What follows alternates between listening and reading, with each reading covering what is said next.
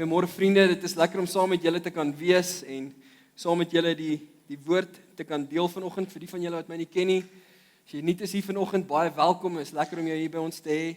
My naam is Rudo en ek gaan vanoggend die woord met julle deel.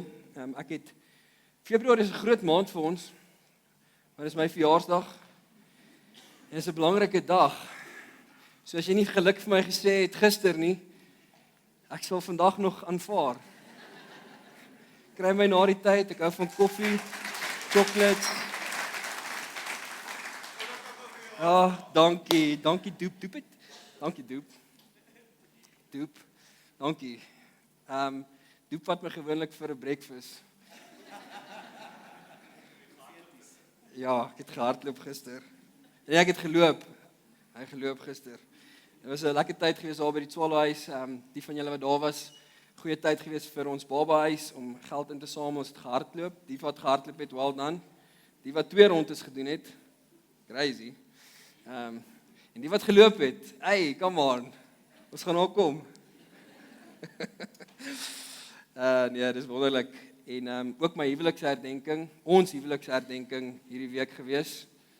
Dis is 'n ons, ek weet, okay, 13 jaar. Okay, so nee. Ons begin vandag met 'n nuwe reeks, julle soos wat Dani gesê het vir die volgende 5 weke. Die eerste gedeelte van hierdie reeks gaan ons doen oor die volgende 5 weke. En is getiteld Christus geopenbaar deur die skrif. Deur die graf, imagine. Deur die skrif. En so julle weet baie goed dat as 'n Every Nation familie glo ons dat sending ons bymekaar bring. Ons kom bymekaar want ons glo in sending. En dat verhouding ons bymekaar hou. Ons glo in verhouding. Maar ons glo ook dat teologie ons saam versterk om 'n goeie, diep openbaring te hê van wie God is en die studie van God. Dit versterk ons in ons geloof. En so daarom is oomblikke soos hierdie nodig. Hierdie reeks is geontwerp om ons geloof te versterk, maar ook ons teologie te verdiep vir wie Jesus is en vir waar hy begin het. Nee? As daai stelling selfs reg is. Van die Pentateeg na die profete reg deur tot in die Nuwe Testament. En so oor die volgende 5 weke gaan ons kyk na die begin van Jesus, die eerste evangelie openbaring van Jesus, die belofte van Jesus, die profesie van Jesus en die inkarnasie van Jesus. Dit is oor die volgende 5 weke. Hierdie is eksegetiese tematiese preke wat beteken ons gaan net saam God se woord bestudeer. So bring jou Bybel saam soos Dani gesê het en ons gaan lekker saam kyk na wie Christus is geopenbaar in die woord van God. So as jy jou Bybel by jou het, is jy welkom om oop te maak in Genesis 1. Ons gaan vanoggend begin in Genesis 1. As jy jou Bybel lees soos ek my Bybel lees, vat jou ander vinger en dan blaai jy sommer na Johannes 1 toe en dan sit jy jou vinger daar sodat jy maklik kan gaan tussen Genesis 1 en Johannes 1. Ek wil daai 2 gedeeltes saam lees of jy kan maar net volg op die bord. So dit sê in Genesis 1 vers 1, in die begin het God die hemel en die aarde geskep. Johannes 1 vers 1, in die begin was die woord daar en die woord was by God en die woord was self God. In die begin het God die hemel en die aarde geskep en in die begin was die woord daar en die woord was by God en die woord was self God. Dankie Here vir hierdie woord, dankie dat ons hierdie woord kan bestudeer, Here, en so relevant soos wat dit was in daardie tyd, selfs tot vandag, Here, is dit relevant tot ons lewens. En mag U, Here, iets van Uself kom openbaar aan ons, sodat ons kan weet wie U is, en ons loof en ons prys en aanbid U wonderlike naam daarvoor, in Jesus se naam. Nou goed, die titel van vandag se boodskap is In die begin, Jesus. In die begin, Jesus, en die vraag is, eintlik maar, wanneer het Jesus begin? Wanneer het Jesus begin? As jy jou vriend langs jou moet vra, wanneer het Jesus begin, wil ek nie jy moet dit doen nie, en ek wil nie jy moet jou hand opsteek as jy weet waar het Jesus begin nie, maar daar is 'n Christelike opname gedoen waar die vraag gevra word onder kerkgangers, wanneer het Jesus begin. En omdat dit die opname gedoen is soort van rondom Kersfeestyd, dink meeste kerkgangers dat Jesus het begin in Bethlehem. Daar in die krib. En dit is 'n logiese aanname, vriende, vir ons om aan te neem dat dit is die begin van Jesus. Want geboorte is begin. As jy dink aan jou eie lewe, wanneer het jy begin? Wanneer het ek begin? Die dag toe ons gebore is. Vir my was dit gister, 21 Februarie 1987. My ma sê ek's nog steeds mooi.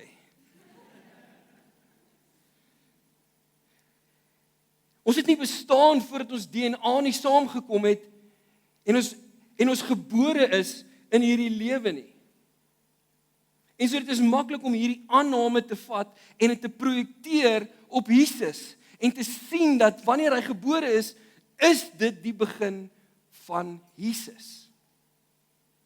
So kom ek verduidelik dit so vir jou. 'n Paar jaar gelede nooi 'n vriend my uit om saam die Springbokke te gaan kyk op Ellis Park. Dit is 'n groot gebeurtenis.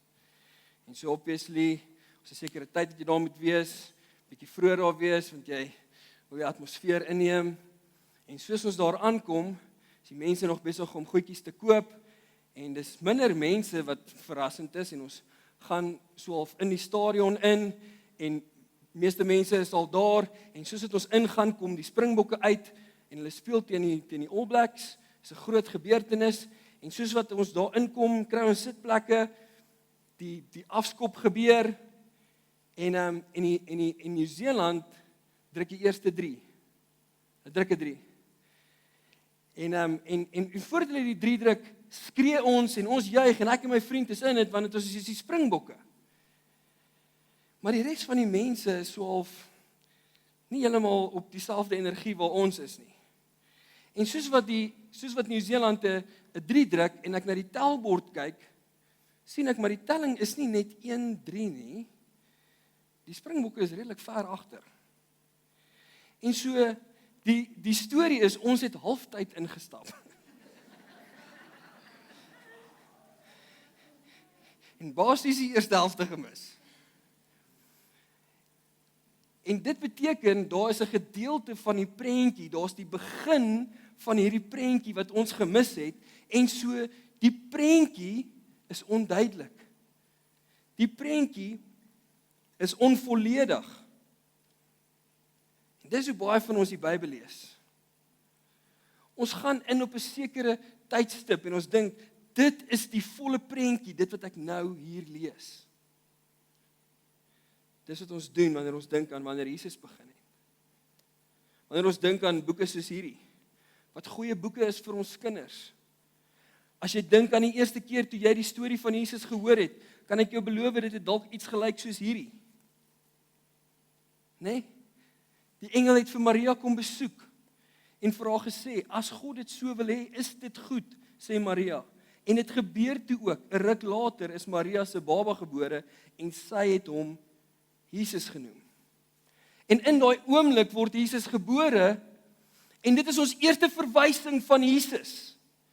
En net daar vorm ons 'n geloofsoortuiging dat dit is waar Jesus begin. So dit is wie Jesus is en ons beperk Jesus tot dit. Tot 'n storieboek Jesus wat 'n geboorte gehad het. Hy het 'n begin gehad. Immanuel, God met ons. Sy het haar seun in die wêreld gebring en hom Jesus genoem. En ons neem aan, dit is waar Jesus begin. Maar Jesus het nie in Matteus begin nie, vriende. Dit is slegs die aankoms van Jesus. Matteus vertel vir ons hoe hy in menslike vorm hierdie wêreld binnegekom het. En ons noem dit die vleeswording of die inkarnasie van Jesus. Ek weet nie of jy al daardie woord gehoor het nie. In Engels, the incarnation. Dit is die vleeswording van Jesus. En so as ons dink aan hierdie konsep van die seun wat in die wêreld gekom het, wil ek jou vat dan na Johannes 1 vers 14. So jy kan blaai na Johannes 1 vers 14 toe. En dit verduidelik in 'n kort sinnetjie, in 'n kort manier, die inkarnasie. Dit sê die woord het mens geword en onder ons kom woon. Die Seun is in die wêreld ingebring. Die woord het mens geword en onder ons kom woon. Let op, dit sê nie die woord het begin nie. Dit sê die woord het geword. Het geword. Die woord het mens geword, nie begin nie. Hy het nie daar sy bestaan gemaak nie. Hy het vlees aangeneem, vriende. En dit word die inkarnasie genoem. Die konsep dat God wat gees is, wat gees binne in jou en my is, God is gees, het vlees aangeneem. He became human. The person of God became human. En hy het aarde toe gekom. Dit is wat in Bethlehem gebeur het op daardie dag. Die vleeswording, die menswording van Christus. Die woord het vlees geword. En dan vat ons daardie woordjie, die woord. Die woord wat verwys na Christus toe, wat in die aarde ingekom het, wat vlees geword het. Ons vat daardie woordjie, die woord, en ons gaan dan na Johannes 1 vers 1 toe. Wat sê, in die begin was die woord. Die Seun, die verwysing na Christus toe. Was die woord daar. En die woord was by God. En die woord was self God. Hy was reeds in die begin by God. En alles het deur hom tot stand gekom. Ja, nie 'n enkele ding wat bestaan het sonder hom tot stand gekom nie. En so die skrif leer ons dat Jesus, omdat hy God is, soos die Vader en die Heilige Gees God is hy ewig. Hy is die ewige woord. Hy is nie net die woord nie, hy is die ewige woord. En omdat hy die ewige woord is, beteken dit, dat daar was nooit 'n tyd in die verlede, wat hy nie bestaan het nie, of in die toekoms wat hy nie sal bestaan nie. Die ewige woord het alreeds bestaan en hy bestaan tot in ewigheid, want hy is die ewige woord. En so dit word duidelik gestel in Johannes 1 vers 1, in hierdie gedeelte, dat in die begin was die woord. Jesus Christus. Hy was voor die aarde, was hy. Voordat daar lig was hy. Voordat daar tyd was en ek en jy op ons horlosies kyk hoe laat dit is in 'n 24 uur, was Jesus Christus reeds daar. En dan sê hy, die woord was by God. Dit is 'n onderskeiding, die woord was by God. Net soos as Toby by my sal kom staan, is daar 'n onderskeiding. Daar is onderskeiding, die woord was by God. En dan sê hy, die woord was God. Wat in essens self goddelik is, dat God is in homself. Hy is goddelik. Want die woord was God. En dan luister mooi na wat sê vers 2. Hy was reeds in die begin. Hy was reeds in die begin. Hy het nie 'n begin nie, dit is hoekom daardie titel, amper daai heel eerste titel, wanneer is die begin of die begin van Jesus, is teologies verkeerd, want hy het nie 'n begin nie. Hy is die begin, vriende. Hy is die begin. En dan sê vers 3, verwyder alle twyfel. Alle dinge het deur hom ontstaan. Alle dinge het deur hom ontstaan. Niks bestaan wat Jesus nie geskep het nie. Die hout aan die krib, Jesus het die boom geskep. Die yster en die spykers, Jesus het die erts geskep. Die longe wat sy laaste asem uitgeblaas het aan die kruis, Jesus het die suurstof geskep. Die ewige woord is die skepper van die heelal. Geopenbaarde waarheid vir jou en my vandag, om te kan weet dat ons dien nie 'n Mickey Mouse klein God Jesus nie, wat in 'n storieboek voorkom en dit is al na waantoe ons hom beperk nie. Ons dien die skepper van die heelal. En soos ons kyk na Johannes 1 vers 1, in die begin was die woord daar. Genesis 1 vers 1, in die begin het God die hemel en die aarde geskep. In die begin het verhouding met mekaar, daar is verwysing na mekaar. En soos ons teruggaan na Genesis toe, jy kan met jou vinger teruggaan na Genesis toe, dan lees ons Genesis 1 vers 1 tot 3. En dit sê, in die begin het God die hemel en die aarde geskep. Die aarde was heeltemal onbewoonbaar, dit was donker op die diep water, maar die gees van God het oor die waters gesweef. Vers 3. Toe het God gesê, laat daar lig wees, en daar was lig. Toe het God gesê, toe het God gespreek, laat daar lig wees, en daar was lig. En so hier is 'n teologiese waarheid, iets van 'n openbaring van God, wat ek en jy moet verstaan, is dat die frase, hierdie gedeelte wat sê, in die begin, bevestig dat die heelal 'n werklike beginpunt gehad het. Daar was 'n beginpunt van die skepping. En so hierdie Hebreëse woord, skep, God het geskep, in vers 1, is die woord bara, in Hebreëus. En dit beteken, om te skep, uit niks uit nie. Wat letterlik beteken, om iets te skep vanuit niks. Daar is nie klip nie, nou is daar klip. Hier is geen klip nie, nou is daar klip. God het geskep uit niks uit. Daar is nie water nie, nou is daar water.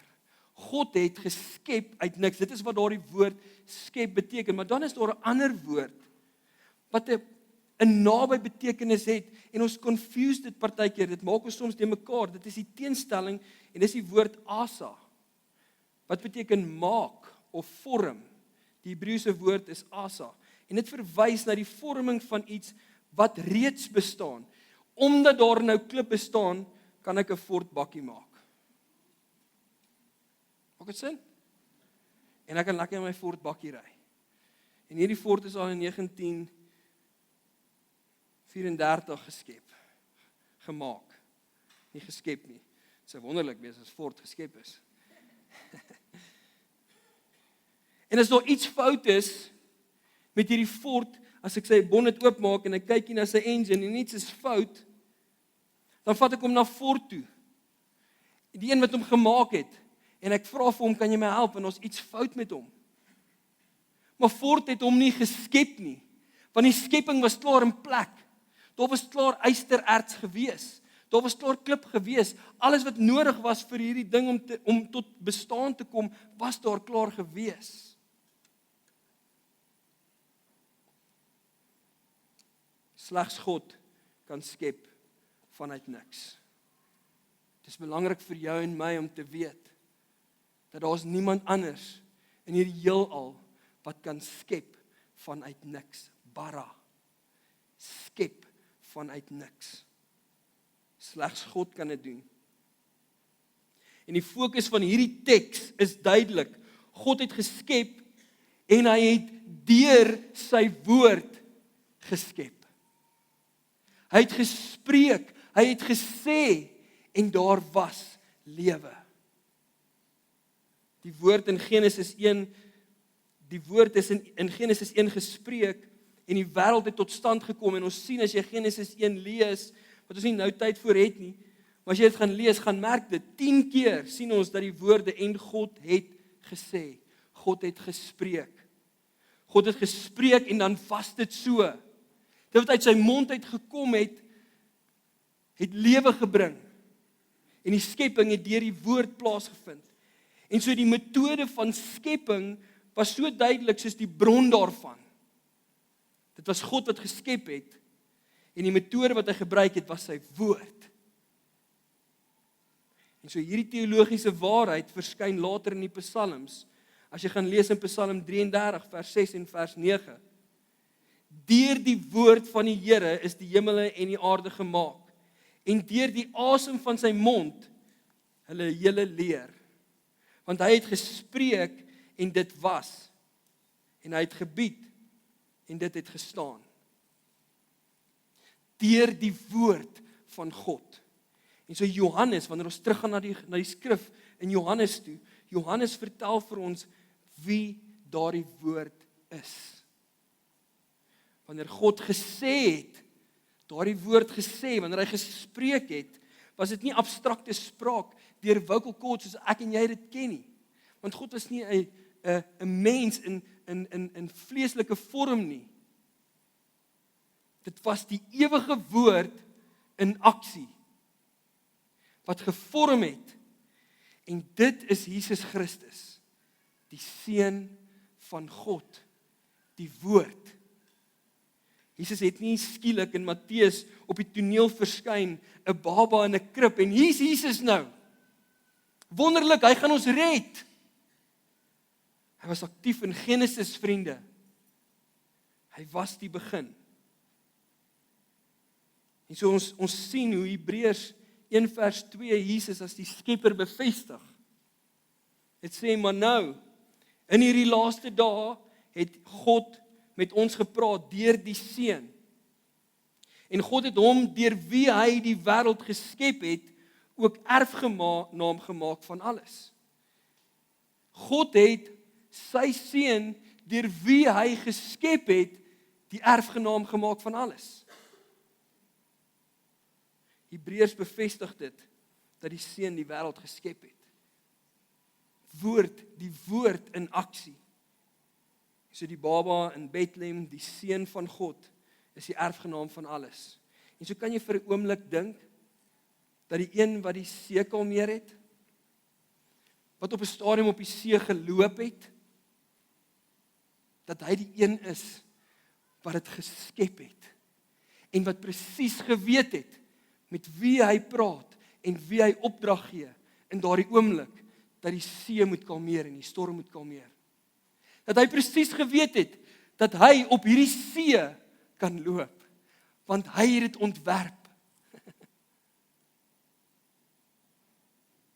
Kolossense 1 vers 15 tot 17 sê, die Seun is die beeld van God wat self nie gesien kan word nie. Die Seun is die beeld van God. Die Seun, Jesus, die is die eerste verhewe bo die hele skepping. En luister mooi wat sê vers 16, God het deur hom alles geskep wat in die hemel en op aarde is, alles wat gesien kan word en alles wat nie gesien kan word nie, konings, heersers, maghebbers en gesagsvoerders. En dan sê hy, alles is deur hom en vir hom geskep. Weereens kom daardie gedeelte op. Voor alles was hy aldaar en deur hom bly alles in stand. Vriende, Jesus was nie 'n toeskouer by die skepping nie. En daar op 'n trappie gesit en gekyk hoe God die Vader die skepping tot stand bring nie. O, dis oulik, daar's renosters.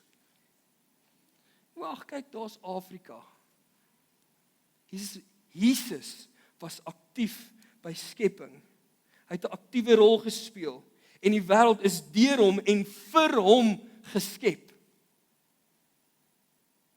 Hy het dit nie net geskep nie, vriende, hy onderhou dit.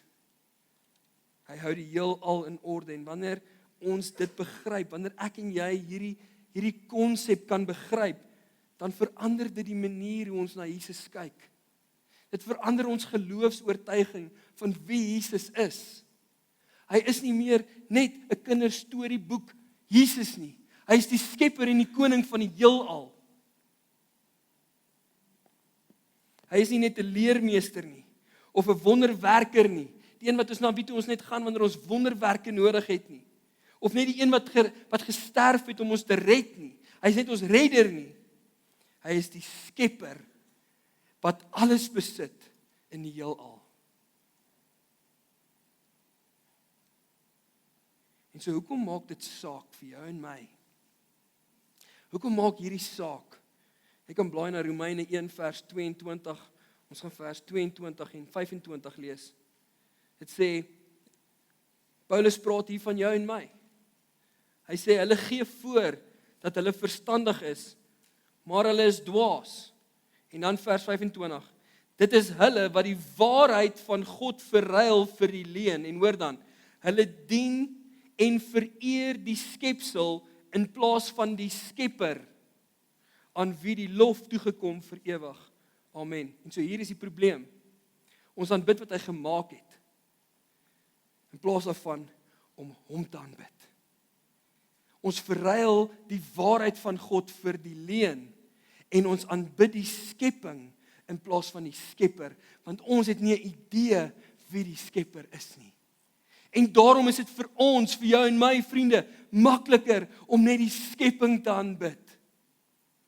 Dit is makliker vir jou en my om ons waarheid te verruil vir gemak, vir sukses, vir beheer, vir krag, vir politiek, vir goed wat gevorm en gemaak is deur die skepsel. En dan aanbid ons dit en ons verruil ons aanbidding vir die skepsel in plaas van die Skepper. Want ons sien hom as iemand wat ons net gered het, en wanneer ek gered is, wat het ek dan meer nodig? Ek het my fort. Paulus sê, hulle het die skepsel aanbid eerder as die Skepper.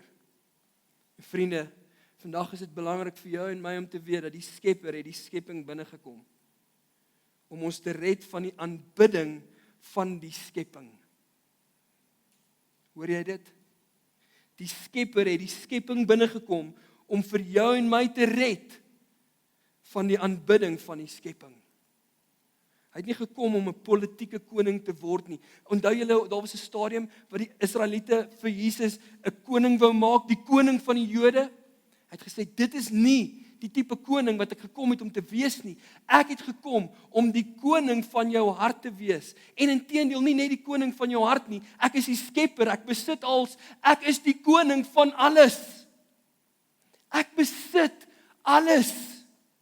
Ek besit jou. Maar ek wil 'n verhouding met jou hê. Ek wil jou hart hê. Ek wil die koning van jou hart wees. En dit is hoekom hy sy lewe gegee het vir jou en my. En so wat 'n verskil maak die leer van Jesus as Skepper vir jou lewe? Of jy dit nou weet en of jy dit nie weet nie, wat 'n verskil maak dit? Wat is dit wat ek en jy vat uit hierdie boodskap vandag? En ek wil dit so vir jou verduidelik. Daar is 'n ateïs skrywer, 'n wetenskapkenlike, sy naam is Richard Dawkins. Miskien weet jy wie hy is. En hy het die volgende, hulle het vir hom hierdie vraag gevra. Hier is die vraag wat hulle hom gevra het. Hulle het hom gevra of sy siening van die werklikheid hom depressief maak. Hoor gou mooi. Hulle het hom gevra of sy siening van die werklikheid hom depressief maak. En hier is sy antwoord. Ek voel nie depressief daaroor nie. Maar as iemand anders so daaroor voel, is dit hulle probleem. Miskien is die logika diep pessimisties. Die heelal is bleek, koud en leeg. Maar nou ja. Dis sy antwoord. En vriende, kan ek dit vir jou sê, as 'n pastoor, as ons wat baie met mense werk, mense besoek en saam met mense bid, wat dikwels moeilike gevalle sien en beleef, verslawings, depressie, vrees, angs, soms by begrafnisse preek, of uit ons eie lewens uit getuig, kan ek, Rudo, ek kan nie verstaan om mense aan te moedig, om hulle lewens te bou op 'n kroniese toestand van hopeloosheid, omdat die heelal bleek, koud en leeg is nie, en dan hulle pyn en trane ligtelik af te maak met, maar dis nou maar hoe dit is. Maar nou ja,